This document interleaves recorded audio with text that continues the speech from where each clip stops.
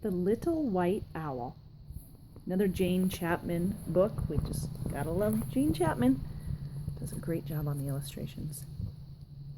Tracy Corduroy is the author. If I can open this up, we'll read a little bit about the little white owl.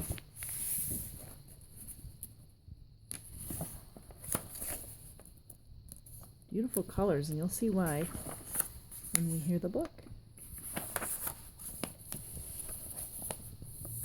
Once there was a little white owl who lived by himself in the snow. He didn't have a mommy. He didn't have a daddy. He didn't even have a name. But he didn't really mind too much. He had always been like that, and his head was full of happy stories. Sometimes he was a brave white knight, and sometimes he was a snowflake. Sometimes he was a rocket blasting off to the moon.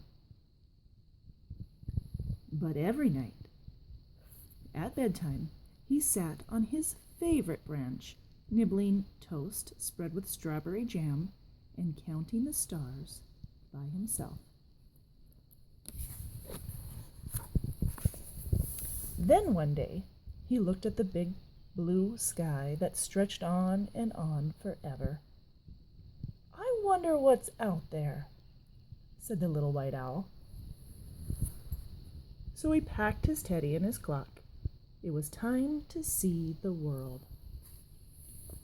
For days the little white owl flew over turquoise oceans and deserts of gold, and then he spotted the prettiest trees sprinkled with tiny jewels. So down, down, down he swooped. But wait! These jewels had beaks. They were owls, beautiful owls. Owls just like him. "Would anyone like a bite of toast?" he said. But the beautiful owls sat quiet and still. They didn't. "You don't belong with us. Go away."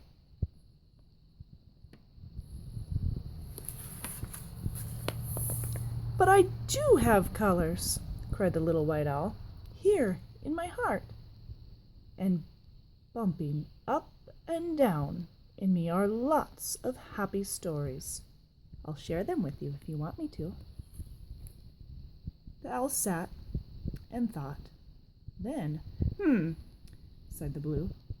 "A story might help pass the time." "Fine, but just one," said the flowery pink, with a yawn.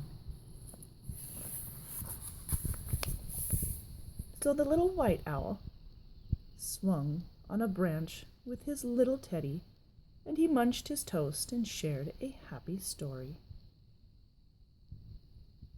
"Aha!" breathed the blue owl happily and dreamily when the little white owl had finished. "Ah!" The other owls all glared at her. "Oops, sorry," she blushed. "But couldn't we have just one more?"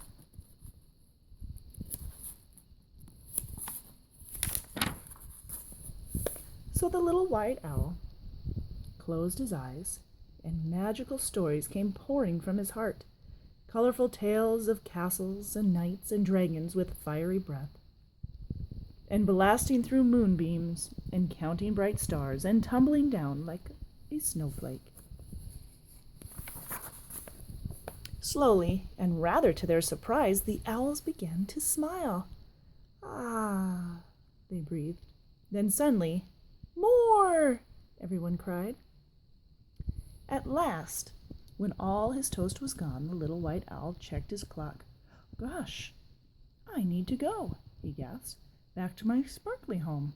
I need to feel the snow and count the stars." But then a blue wing fluttered, and a tail of dotty red began to twitch. "Take us too," cried the pretty owls, sweeping into the sky. "We want to feel your fluffy snow, and count sparkly stars, and play, and laugh, and tumble just like you."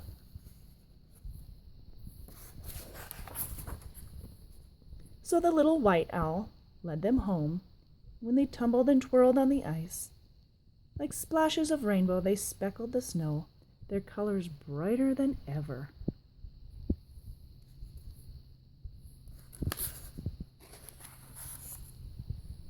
Later, they huddled together and sipped warm cocoa.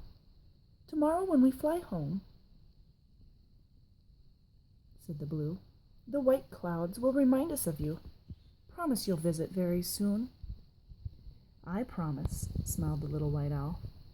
And you can tell me all of your stories.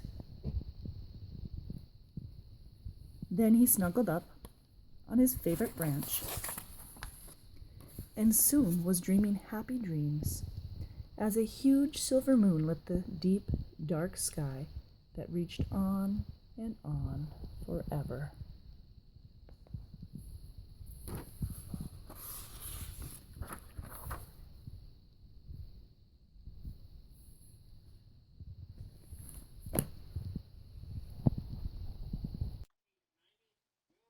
Don't forget to subscribe to hear more books on video.